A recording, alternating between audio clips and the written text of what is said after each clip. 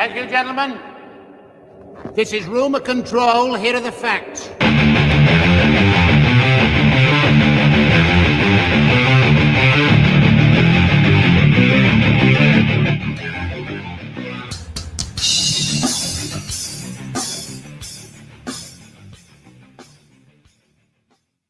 Oh, she won't take my last name, Rolo. What do I do? What do I do?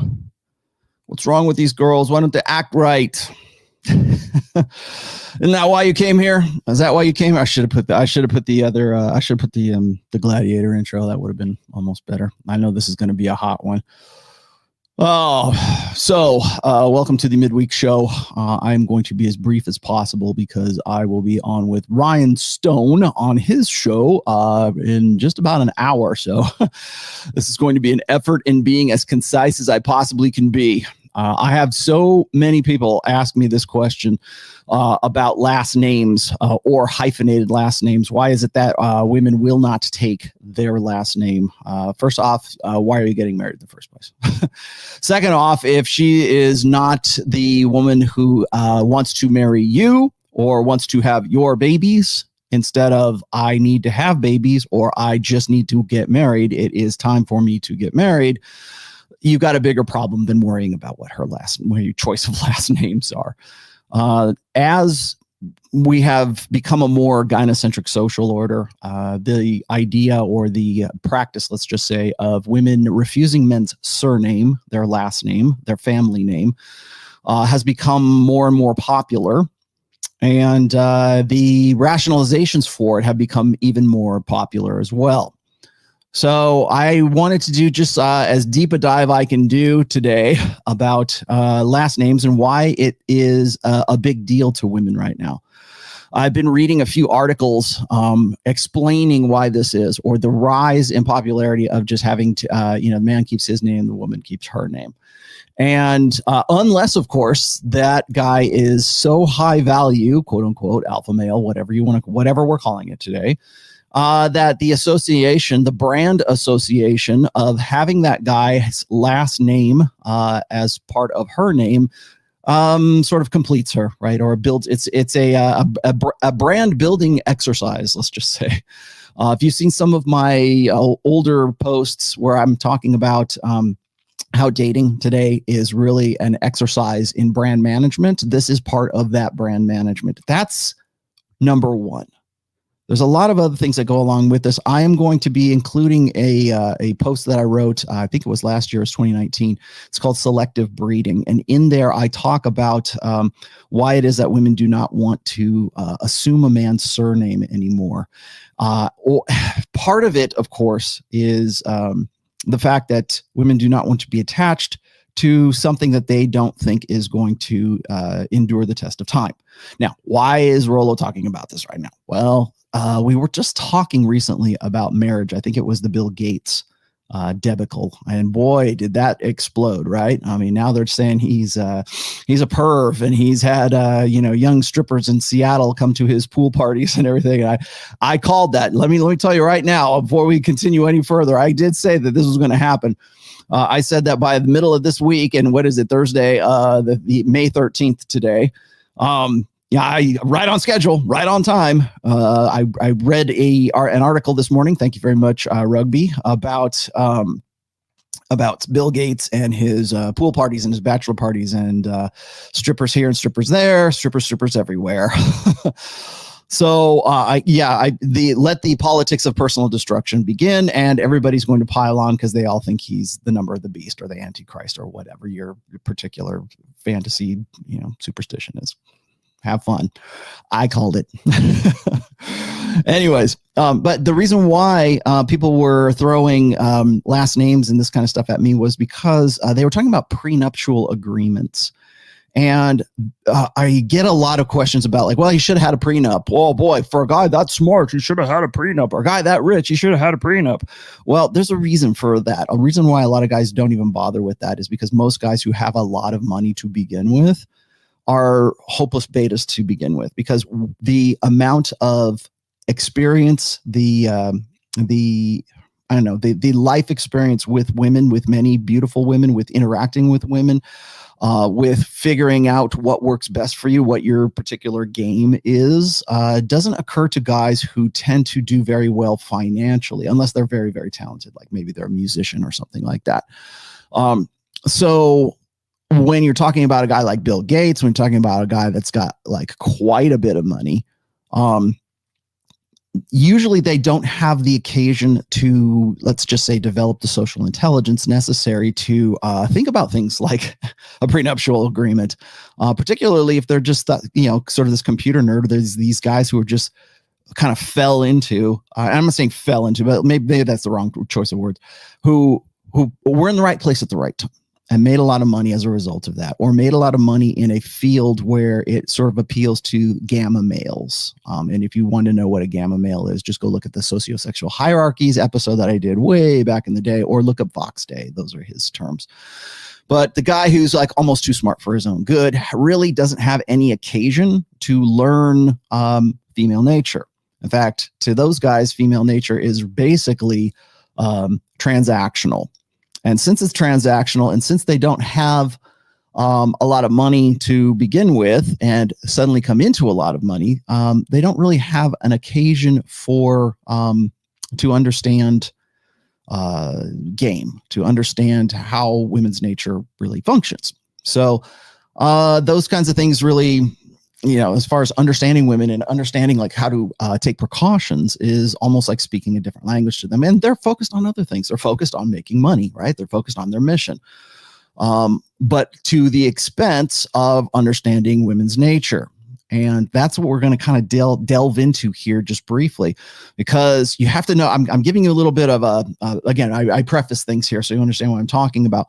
When we're talking about prenuptial agreements, there's the legal aspect. Okay, the logistical aspect is that prenuptial agreements were made to be broken.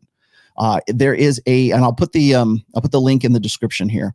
But there is a really great documentary, and I believe it was done around, I want to say it's 2014, maybe it was 2012. I'm not really sure. But it was funded and narrated by Dr. Drew Pinsky, and it's called Divorce Incorporated. If you want to know why Rollo Tomassi is kind of like, down on prenuptial agreements when it comes to marriage, this is why. There's a full section in there explaining why prenups don't work. In fact, they're a challenge for divorce attorneys to break. And when you have somebody who has that kind of money in the first place, it's just a minor, inconvenience at some stages. You have to constantly also update that prenup. Also has nothing to do with alimony, has nothing to do with child support, has nothing to do with like child custody. Okay. It might protect your assets, but it's not going to protect you when it comes to those rules. And there's various ways around that. Go watch that. Instead of me blathering on about why prenups aren't a big deal or shouldn't be seen as like sort of a fail safe for marriage, go watch Divorce Incorporated. Or I think it's called Divorce Inc. Or no, Divorce Corp. I think it's CORP. Anyways, you'll find it. I'll put the address in the description here. Now, why am I talking about this? Well, because in that documentary, there's one, I can't remember I know he's a divorce attorney, and he said, one of the things about a prenuptial agreement is you're beginning the marriage with the intent, or with the at least the possibility or the potential that it could fail.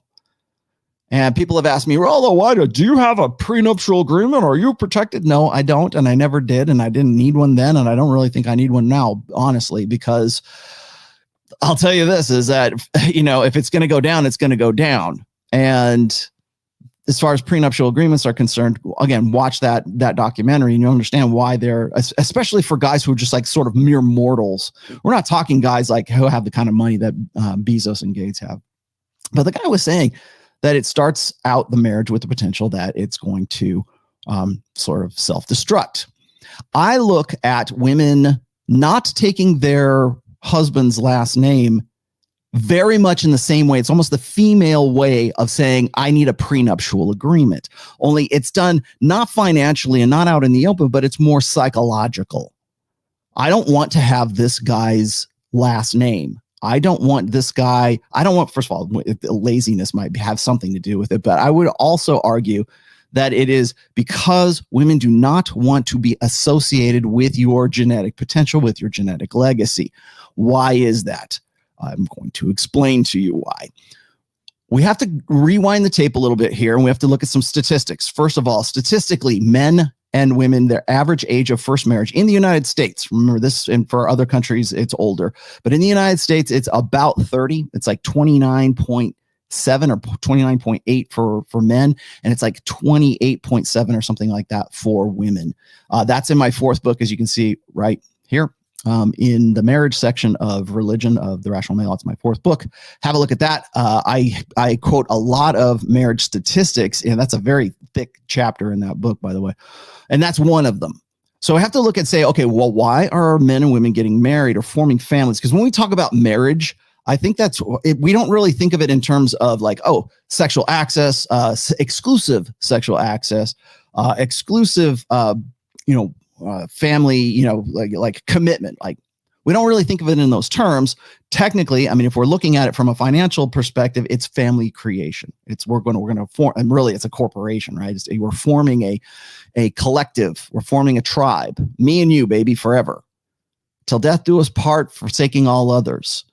And that has been getting the average age for that family formation is getting later and later and later in certainly in women's lives.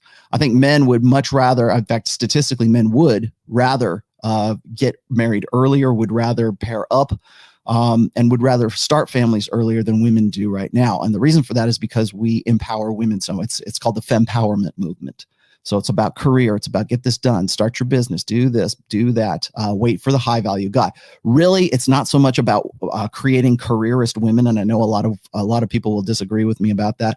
And to an extent, I do think it is, but I think it's more so about women wanting to play the field and stay in the game and continue their party years or their hoe phase, if you prefer, right up until the very last minute. In fact, sometimes past the last minute, actually quite often past the last minute. And as I've said before in my other books, that is the epiphany phase between the ages of, say, 29 and 31.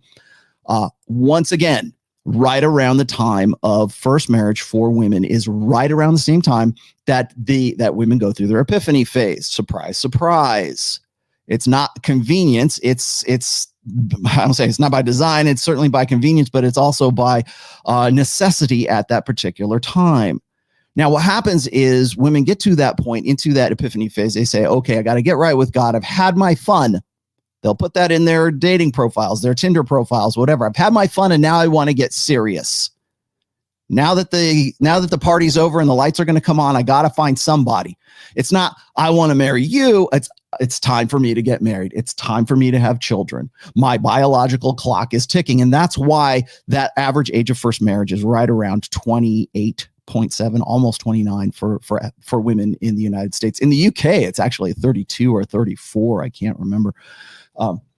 But those are some numbers, and those are some statistics that you kind of have to sort of put into the mix here as to why do women not want to take your last name? Well, usually women have to make necessity their virtue. And so when a woman gets into her epiphany phase and she realizes at some point she's going to hit the wall, and by hitting the wall, I don't mean physically. I don't mean, oh, she's unattractive. It's not get even time, Mr. Black Pill, Mr. Doomer. It's not get even time. It's not here comes my revenge time. It is when women acknowledge that they can no longer compete with their younger selves in the sexual marketplace. So when a woman gets to be about 33 years old, she comes to the realization, whether cognitively or unconsciously, however subconsciously, that she can no longer compete in the same sexual marketplace that she used to be able to when she was 23 years old. And so therefore, there's an acknowledgement of some sort that says, okay, I better find some guy, this guy will do. It's Mr. Good Enough. In fact, there was a lot of outrageous articles from women saying, you know what, if you get to be about 28, 29, 30 years old and you find a guy who's good enough, stick with it. And that caused so much outrage because women deserve the best no matter what. They're princesses. Now they're queens, right? And that's how you get someone like Tomi Lahren, who is panicking in that one last that video I did in August of last year. And I did a rebuttal to her video about how there's basically the video is there's no good men. And so I did a rebuttal to each one of her little points and all that good stuff. That was actually one of my more popular videos. Actually turned down an invitation to go talk with her on Dr. Phil as a result of that. So so you'll get to that point where the entitlement meets the necessity. And there has to become some sort of virtue signaling. There has to be like, I got to get right with God. I got to make him jump through hoops. I got to make him obey these rules, because if I don't, then that triggers what's known as the hypergamous filter. And when a woman gets to about 30 years old and she's debating on sort of reprioritizing what's important to her, that's when you hear her say, oh, I've had my fun. I want to get serious. I want to get right with God. I want to do things the right way this time. I'm going to make him wait, 4 dates before sex. Of course, if she meets the alpha guy at that time, it's not like all bets wouldn't be off. But I'm just saying that when it comes to the long-term planning of things, it's not so much this is the guy I'm in love with. It's this is the time I have to do this because the clock is ticking and the clock is running out. Whether women consciously acknowledge that or not is kind of up to the individual woman. However, we can see statistically that they wait longer and longer and longer. So there is something else that's going on right there. Now, I've argued this, that when a woman gets to be about 30 years old, she like inside of her head, she has what's called it's an internal argument, a conversation. It's her ego and her id.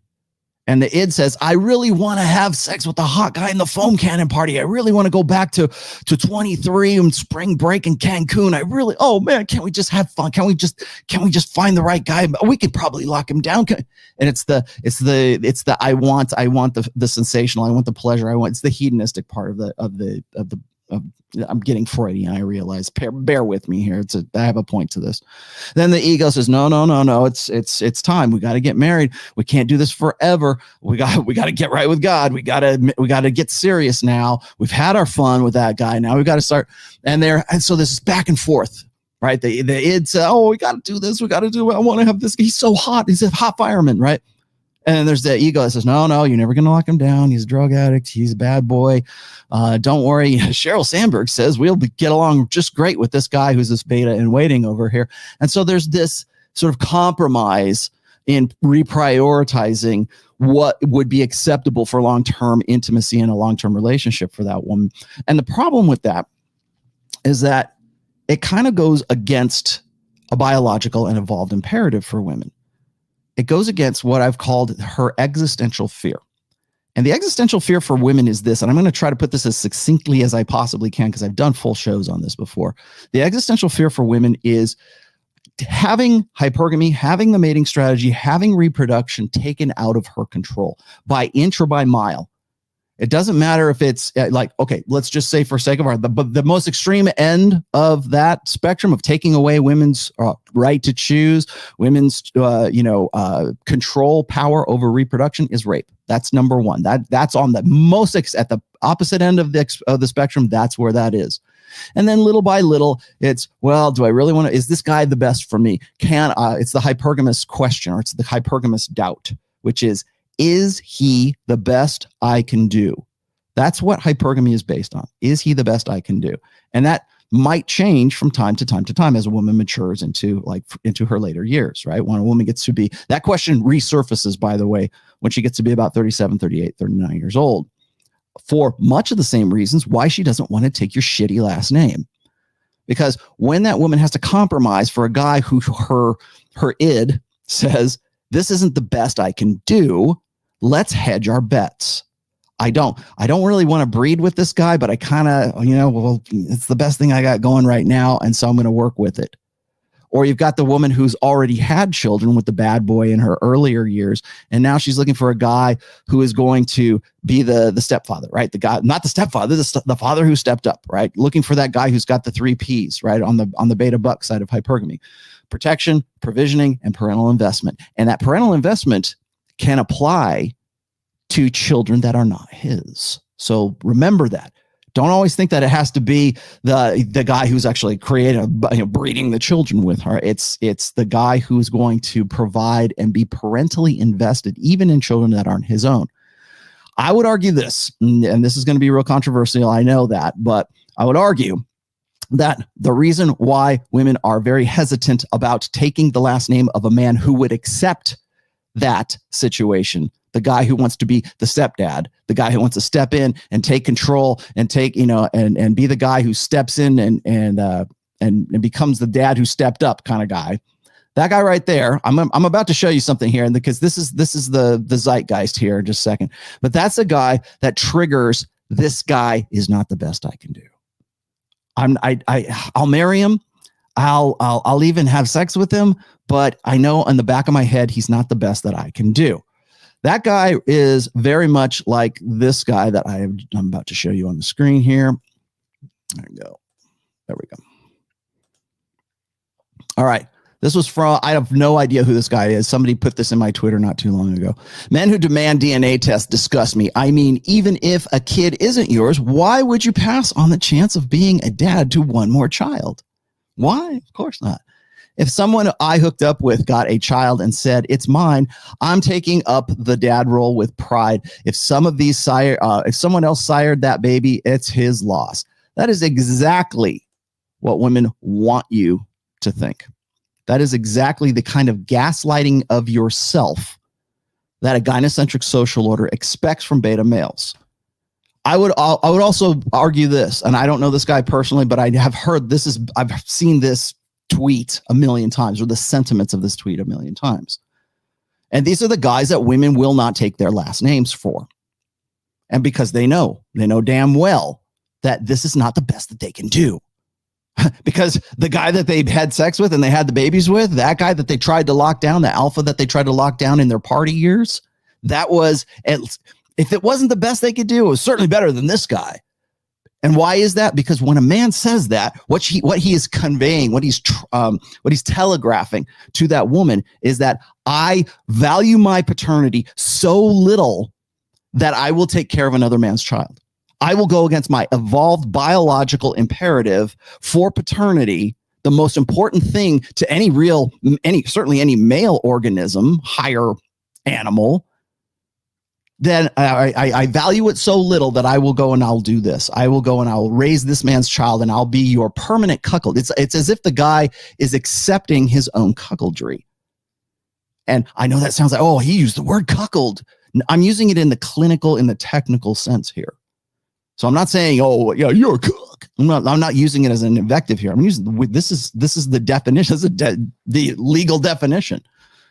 And so when you are willing to do that, when you're willing to step up to the plate, what you're saying is, I value my paternity so little that I will take care of another man's child. You can make it sound as ennobling as possible. Like, children need fathers. Yeah, they do. But guess what? The girl that you are settling on, the girl that you want to marry, that chick, she's already had the baby with that guy's father. She chose that guy for the alpha seed side of hypergamy. And now she's choosing you as the beta need side. And not only that, you're stepping, hey, me, I'll do it. And I'll be happy to do it. And you know why? Because you've been gaslit. You're gaslighting yourself into believing that is in some way noble, going against your biological imperatives. Now, I'm not saying we don't need adoptive fathers. I'm not saying we need stepdads. I'm sure there are individual anecdotal stories that would be a success story of this. I'm just saying, from an evolutionary perspective, that's what's going on. So when you get enough of this going on, you get that enough of this embedded into a larger, gynocentric society, yeah, that the practice is going to be some sort of virtue signaling, or it's going to be some sort of rationalization as to why that woman doesn't want to take your last name. Now, what is a man's last name? I'm glad you asked. I'm going to read something from my post here. It's called, the post will be in the description down below. It's from a post I did called Selective Breeding, and I'm going to read you just this quick paragraph here. She doesn't want your shitty last name, or your shitty genetics for that matter. Patrilineal surnames are a symbolic stamp of ownership for men. They give a man his genetics and they give a name to his genetics. A surname is associated with a specific genetic line. For instance, my daughter's name would be Bebe Tomasi, right? The last name, that identifier, is what you give to your genetic material, to your line, to your family. We call it a family now, but it's really your tribe. It's really your genetic legacy has a name, all right? So a man's legacy is his genes, and those genes need an identifier. One of the more controversial topics that I debate online is the refusal of men's surname by their wives. Women keeping their last names or hyphenating them in marriage is now a common sign of their independent spirit. Marriage is only acceptable to the strong, independent woman when it looks more like an egalitarian business arrangement rather than a complementary pairing of a man and a woman who understand and accept the nature of their own genders. Traditional marriage looks too much like ownership for feminist wives and new male husbands. And by that, I mean, you're not a man, you're actually an ally. That's the terms used for you. Blue pill conditioned men are far more likely to be okay with their wife's decision to keep her name hyphenated or even take her name. After all, it's the progressive thing to do, right? And most believe on some level of consciousness that his accepting her independence in this way will make him more appreciated by her. So if I go and do this, or if I allow this, or like as if you had some say in it in the first place, if that woman decides that she doesn't want to have your surname for whatever reason, if you're cool with that and you're on board with that, it makes it seem like you're more secure in your masculinity. No, what you're saying is I value my paternity so little that I'm cool with this. My prospects for reproduction are so low that I will say, I will go against God knows how long my family has been in existence, even if your last name is Joe Smith or Jones or whatever. You have a very common white bread last name. Even if that's the case, you're still willing to go against that. Again, what is the subliminal? What is the subconscious message that is sending to women's hypergamous doubt? Is this guy the best that I can do? Well, he's willing to accept that. It's not a sign of strength. It is a sign of you not caring, and it is confirmation of your low value. You value your paternity so low, so little, that you will accept, you'll even take her last name, or maybe you'll blend your last names together. A lot of women will call this they will say that this is some sort of patriarchal system of ownership. And a woman being given away by her father is some sort of sense of ownership that with this, which is like sort of this vestige of a patriarchal time or something like that, or accepting a man's last name. When a woman is in love with you, when she wants you, this conversation doesn't even happen. Now, I'm going to talk about some cultural differences here in just a second, but let me continue here just really quickly. Blue pill conditioned men, again, after all, it's a progressive thing to do. After all, it's a progressive thing to do, and most believe on some level of consciousness that his accepting her independence will make him more appreciated by her.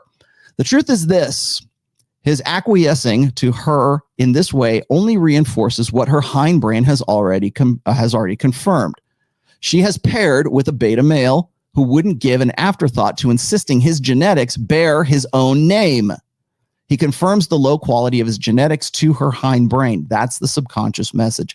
The medium is the message is not just for women. It is for you too, gentlemen. So there are a lot of convenient social conventions that come along with this, and here we go with the reasons why that go along with this. Insistence on keeping her surname, just like the excuse of men taking up space warrants terms like manspreading. Women and new males will appeal to pragmatism. Now, these are the things that I get quite a bit from guys who want to fight me on this. She's a doctor, a lawyer, a soon-to-be famous person. She's Grimes, right? She's not Grimes Musk. She's just Grimes, right? Or she's Candace Owens, who still has not taken the last name of her husband, at least not legally, at least not publicly, anyways. And she needs to maintain the identity for public relations. Again, dating, even marriage, is now an effort in brand management. That's where this goes. Okay. Otherwise, she'd totally take my last name, bro. I don't want her to have a crummy last name like Butts or something. Okay. Well, I have a really shitty name, so I don't want her to have that, right? Then there's taking a man's last name is an antiquated symbol of patriarchal ownership of women. Haven't we evolved past this yet? Are you so insecure in your masculinity that you'll insist on her taking your name? These are a few of the cover stories, but the latent purpose is the same. Women's hindbrains must hedge their hypergamous bets with men they know are beta before pretending to commit to a lifetime of breeding and parental investment with them. That's why when women that's why it seems like a good idea for women when they are in that epiphany phase, when they are between the ages of 29 and 31 and the chips are down and they know that the lights are going to come on at the party pretty soon. They got cash out of the casino. That's when this looks like a good idea. That's when the id and the ego say, well, we'll marry this guy, but do we have to take his last name? Because maybe down the way, maybe down the line, maybe sooner or later, we'll meet the one, or we'll finally be able to get back with the one that got away. And, I don't really want to get with that guy. Now, I'm going to really, really piss you off. How many, gentlemen, I don't know how many of you guys have heard this before. You probably have. I know that I have. How many guys have had to deal with the situation where a woman names their child after one of her exes? I'm going to get into the alpha widow dynamic in my next episode of now I'm at 31 minutes, but my next recorded video, we'll talk about the alpha widow, and then I'm planning on also doing an episode on war brides. But I think this is fitting for this particular episode here. I constantly see this either in forums, or I get this in my comment threads, or sometimes I see it on Twitter, or certainly in my social media. Occasionally, somebody will throw on something from Reddit, like "Am I the asshole?" from Reddit, and the guy's pissed off because he discovers that their child, usually it's his son. It's probably very rarely a daughter, but usually it's a son, and the son is now 8, 9, 10 years old. And the father discovers that the name of the son is Jim or whatever, or Adam, or, Ethan, something like that. And that is the name of the man or the guy that she was getting with back in college, who she thinks was the one that got away. That's the one that she's alpha widowed from. And why am I bringing this up is because there is power in that symbolism, power in that. And I don't mean that, power, but I mean it in terms of a want or an emotional desire, emotional connection that woman had, not to you, the guy who was good enough, the guy who stood up. Maybe the kid's even yours. It doesn't have to be his kid. It's your kid. And she named the child after the guy who really rocked her world back then. And maybe when she was drunk, or maybe when her sister was drunk, or her brother, or somebody, one of her best friends that you'd never heard of before, comes in from out of town, have a few drinks, and he says, "Oh, what's your son's name?" "Ethan." "Oh, really? Like, you mean Ethan, like the guy who used to bang back in university?" And suddenly that guy's eyes are opened. You want to talk about a red pill moment? That's your red pill moment. That's when you have that trauma. You go, "Oh my God, she named my kid after a previous lover." But why should that matter to you? Why would you care? Why would that be a big deal? It's a stamp of his ownership on your kid that you had no idea about. She has no problem with that. In fact, she'll be a little coy about it. "Oh, I should have told you, sorry." I just like the name. Whatever it is, makes no difference. It's the same thing. If you're the kind of guy that says, "Oh, dude, it's totally cool, don't worry about it, she can keep her own name," you're the kind of guy who's going to be okay with her going, "Yeah, that's all right. She can name our child, my genetic legacy, after the guy that she was banging in the foam cannon party in Cancun on spring break when she was back in university." That you should be. If you're okay with her not taking your surname, you should be damn well okay with her naming the baby after her former lovers too. You are cuckolded by a ghost. Been cuckolded by her. She's an alpha widow, and you've been cuckolded by her widow, no matter who that guy is or whatever. So I want to make that as an addendum. I'm going to talk about that when I get to the Alpha Widow episode too. But I wanted to throw that in there because it's that name, it's that association. You can apply it to what's called the sexy sons theory as well. So bear that in mind. Now, last but not least, before I go, I do understand that in certain cultures and in certain societies, particularly in Muslim religion, I know that women are supposed to keep their last names, so keep their surnames. And in some ways, in some cultures, that I understand why that is. But you have to remember, it's still patrilinear. She's keeping that last name because her father's last name is applied to her. It's still a patrilinear thing. It's not like, oh, well, she's doing it because it's, also she's doing it for a different reason as well. So because it's cultural, it's religious, it's just part of her tribe to do those things. But again, look at the latent function of that before you start digging into, well, she's going to be a famous lawyer and she needs to keep her last name. No, she just doesn't want your shitty genes. She just doesn't want your shitty genetic legacy, and she doesn't want to have your name attached to her. That's why she keeps her name. That's why she keeps her name, or she hyphenates her name. So she's kind of like, okay, I guess we're a blended family now, even if it's just your first marriage. So those are some things to keep in mind when it comes to why is it that women won't take your last name. I would argue this, and this is just me tagging a little thing at the end here. If you are with a woman and you are, even for whatever reason, you are planning to get married, or you think you're going to, she's the one, right? This is the long haul. If you think she's the one, I got another episode for you. But if you, for whatever reason, I'm not saying maybe you don't have good reasons for it. Maybe it's a religious thing. But if that woman will not take your last name, you need to eject. You need to eject and reassess why it is that she wants to do that. I know that sounds harsh, but you need to reassess. Most guys who are willing to accept that they're going to be offended by this, but they're also going to be willing to overlook it. And the reason why they're willing to overlook it is because they are the guy that that woman's id says, oh, he's not good enough. We'll never be with him. Okay, compromise. I know he's not as hot and funny and sexy as the guy in the foam cannon party, but he's got good prospects. He loves his mom. He's a good provider. He'd read homework to the kids. He'd read books to the kids. He'd take them to soccer practice. He's a really good dad. He's just not a good cat. He's not exciting.